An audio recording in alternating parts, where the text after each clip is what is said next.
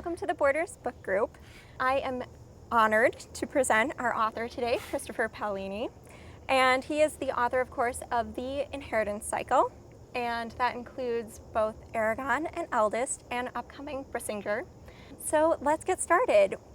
When you first started Eragon, first of all, how old were you when you first got the idea? And did you also have the idea completely come to you, or was it more of a gradual grasp of the concept? The idea for Eragon hit me all at once, at least the kernel of it, if you will. That is of a dragon and a boy, or a young man finding a dragon egg and raising the dragon and becoming linked with the dragon and going on adventures with the dragon. That idea came to me very, very quickly, and I was probably actually 14 when I got that idea. And I tried to write it out a couple of times before I actually got into Eragon, and I still have those drafts sitting around of my attempts to get into that story, and it never worked. I didn't have the world worked out, I didn't have the characters worked out, so I'd get 2-3 pages in and it would flatline, but I always kept coming back to that idea of a young boy finding a dragon egg. So I got so frustrated, and some of this happened unconsciously too. I didn't really realize what I was working toward until I actually got there. But I took a sort of a break when I finished high school, and during that year I also worked at developing some of my other skills. So I read some books on how to write. I spent a couple of weeks plotting out a different story that I've never written, an entirely different fantasy story, actually starring an elf named Arya, coincidentally enough. And then once I felt like I had sort of a feel for how to construct a story, then I plotted out the trilogy, and then I actually started Eragon very late 1998, so it was probably November 98 when I actually wrote the first words of Eragon. In your original outline of Eldest, were there any things that you ended up changing when you actually wrote the book? In Eldest? Yeah. Yes, actually. There was a very large... There are always smaller elements within any of the books I've written so far that you end up changing. You know, you have a couple preconceived notions about this or that, and then when you actually get to that point in the story, based on what you've written earlier, you may say, that no longer seems like a good idea. So you have to be open to those changes, because if you force what you had already sort of been imagining before, sometimes it doesn't work anymore and you'll end up making the story worse. But I actually had a fairly large storyline plot point in Eldest that I ended up rewriting.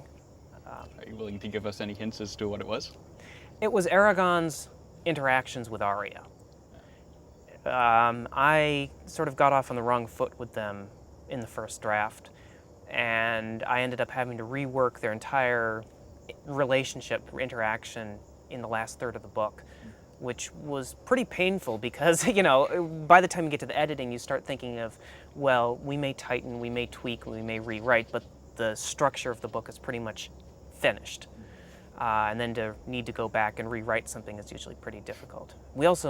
My editor had me move around a lot of the chapters with Roran and Eragon, with how the spacing of the point of view shifts between them worked. Did you write those stories all did you write the Eragon story sort of separately from the Roran story, or did you do it all at once? Well, my approach to it when I did in Eldest was to write very large chapters with Eragon and then a very large chapter with Roran, because I figured, well, if you get into the story with one character, you want to stay with that character. But my editor, Michelle, she ended up convincing me, and she was right, that it helped move the story a lot quicker if you move back and forth between those characters, so you don't forget what's happening completely with Eragon or with Roran. And then with Eldest, actually, she didn't have me move any chapters, so I got the pacing much better with the third book, I think. Did you like writing about Roran any better than Eragon, or do you like both of them equally? In Eldest, I really enjoyed writing with Roran because it was a nice chance to write with a character who was more mature than Eragon. Not that I don't write, I do like writing with Eragon, but Roran, he already has won the woman that he wants to win. You know, Katrina's already in love with him, they're both together. And he knows what he wants. He's able to get it.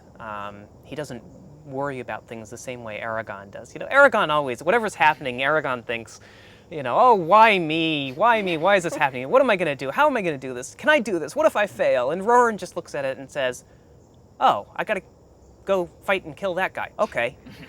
And he goes and he does it. And everyone says, wow, how did you do that? He says, well, I just had to do it. That's sort of the difference between their personalities.